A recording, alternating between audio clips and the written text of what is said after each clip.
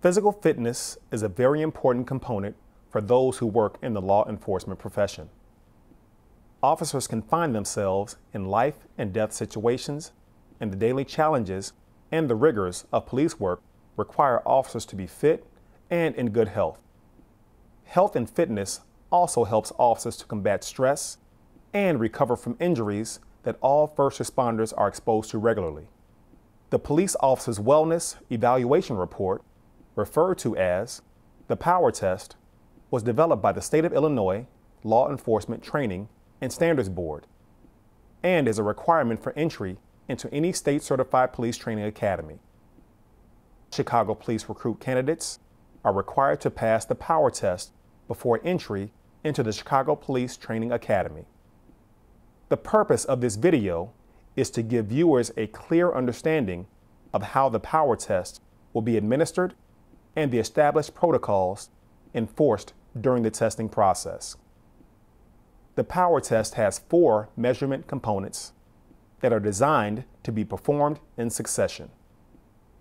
These components are sit and reach, the 1-minute sit-up test, the 1 repetition maximum bench press, and the timed 1.5-mile run.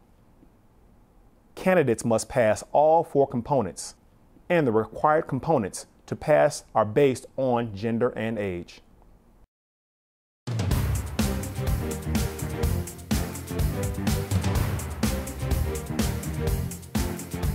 The sit and reach measures spine and lower back flexibility and will be performed with the shoes off.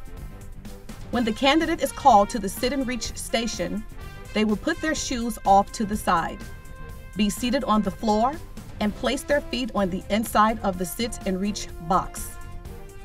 When the candidate is told to do so, they will place one hand over the other and with their arms extended, push the measuring slider in one fluid motion across the measuring surface. Candidates are not allowed to bend at the knees, bump the measuring slider forward, or lean back to gain momentum to push the slider forward.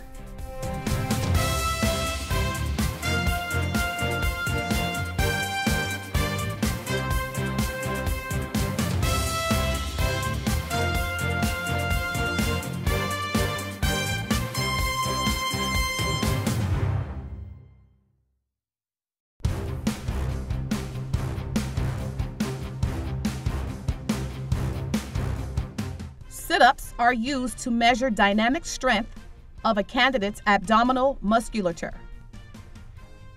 The candidates have 1 minute to perform as many correct sit-ups until the time expires, or the tester commands the candidate to stop.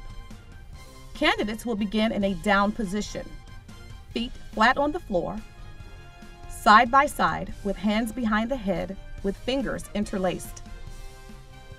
There will be a designated holder chosen by the tester to hold the candidate's feet. The designated holder will not have any other contact with the candidate's body other than the tops of the candidate's shoes or the highest point on the candidate's ankles.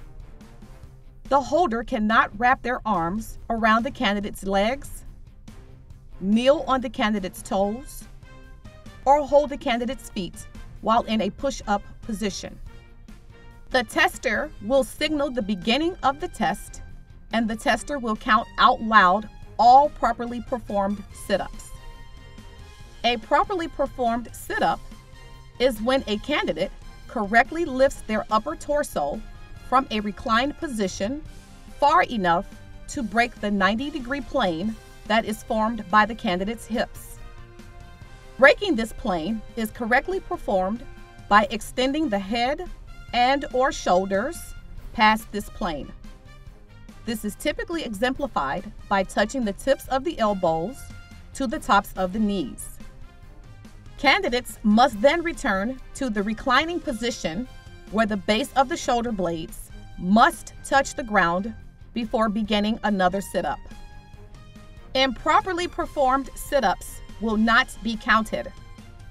Improperly performed sit-ups include spiking, where the hips lift up off the floor, sliding, where the legs are extended, not breaking the 90-degree plane, performing a half crunch, not going up or down far enough, taking hands off the head, or sliding the hands forward towards the crown of the head, or separating the fingers so they are no longer interlaced.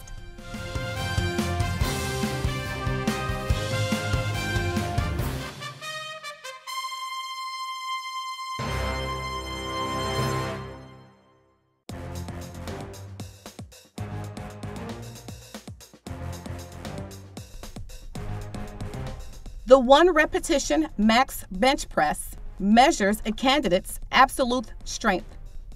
It is based on a percentage of the candidate's weight, gender, and age. It can be measured using either free weights or a universal weight machine.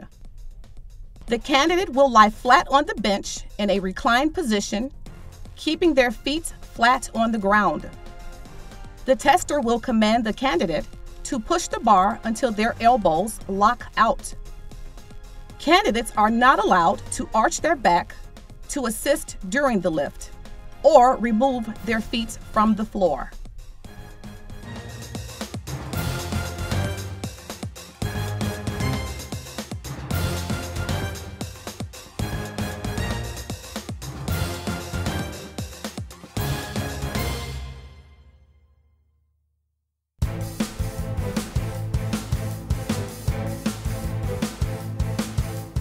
The 1.5-mile timed run is a measure of a candidate's upper respiratory fitness.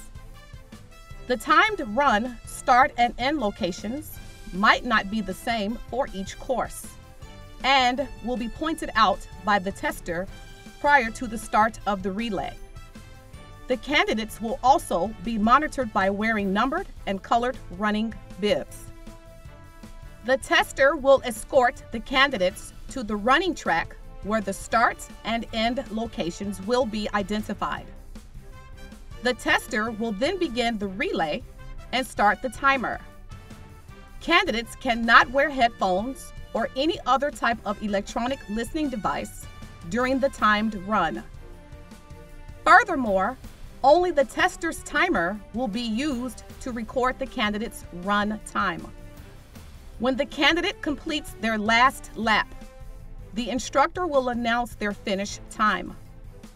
Once candidates have completed their 1.5-mile run, they should step off the run course so that other candidates still participating in the relay have more room on the course. Candidates that leave the marked course for any reason will be disqualified.